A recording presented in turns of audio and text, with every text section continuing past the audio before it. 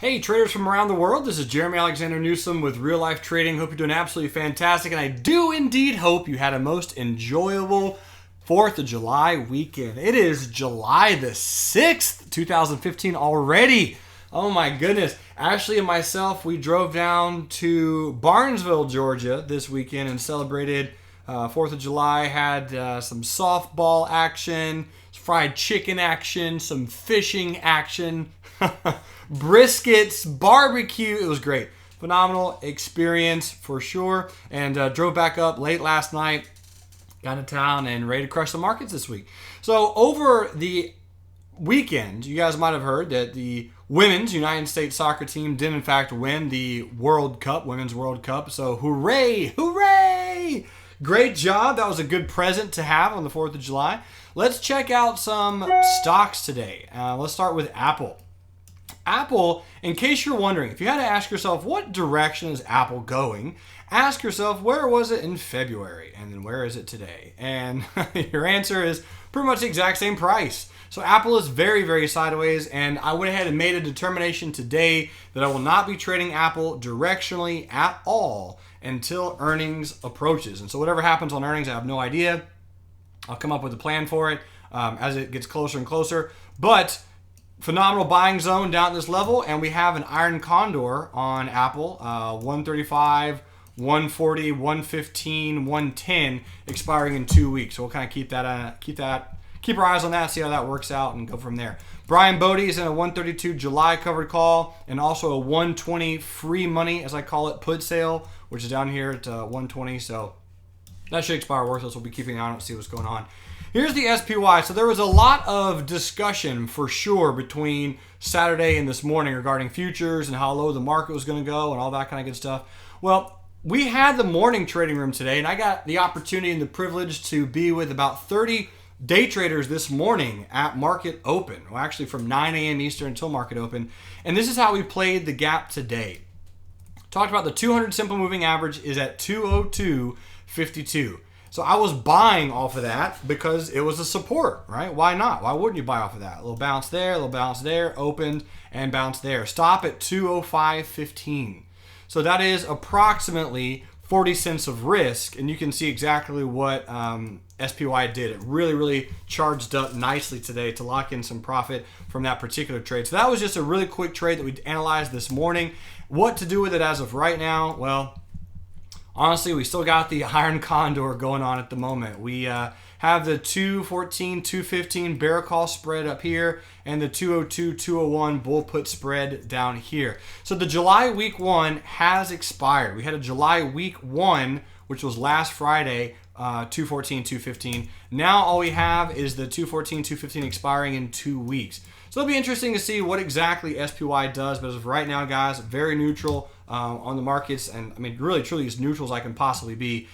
Intraday trigger to be just a little bit more bearish on the DIA at 175.23. And bottom line is if we trigger that, I'm not buying puts. I'll just be looking to do maybe some short-term bearish trades, bear call spread, something like that, and then looking to buy the DIA if it bounces in the 173 region. Have a bull put spread on the Qs as well as a bear call spread on the Qs completing the iron condor. Got the 111, 112 bear call spread expiring in 2 weeks, and we have the 104, 103 bull put expiring in 2 weeks. So if these iron condors expire on the SPY and the Qs combined, that's really about a 40% return. 20% on the Qs, 20% on the SPY. That's a huge return in a few days, guys, for the market doing this. 40% sideways, credit spreads, learn them. They're smart. Here's the IWM Russell 2000. Getting a little bit of a bullish candle today, but overall my expectations are at some point we're going to continue to trade neutral to sideways. This could be a buying candle.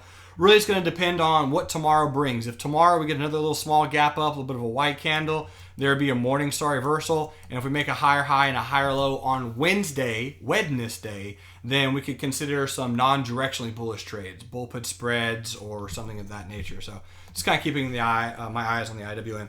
Let's look at a few other stocks that are interesting. A few people. Tesla today, beautiful inside day candle. It did reach our final target. So back on the 23rd of June was this candle right here. Got in expecting to reach the target of 274, and it actually on Friday gapped above that particular target. So great trade for those who got a chance to get into Tesla. We had a 240, 235 bull put spread. You guys know I'm doing spreads a lot, right? The good news is, if you're hearing the sound of my voice, which you are, the education at Real Life Trading is free. So if you want to learn how to do credit spreads, let me know and I'll be happy to teach you. I actually think in the very, very near future, I'll have a 3 or 4 class series on those, which will obviously be free because, you know, we freaking rock. The 240, 235 bull put spread for July week 1, that is expired, worthless, done. So now we have the 235, 230 July bull put spread on Tesla, which should also be just fine overall. Amazon trading very, very sideways. Guess what we've been doing on this? Bull put spreads. Bull put spreads.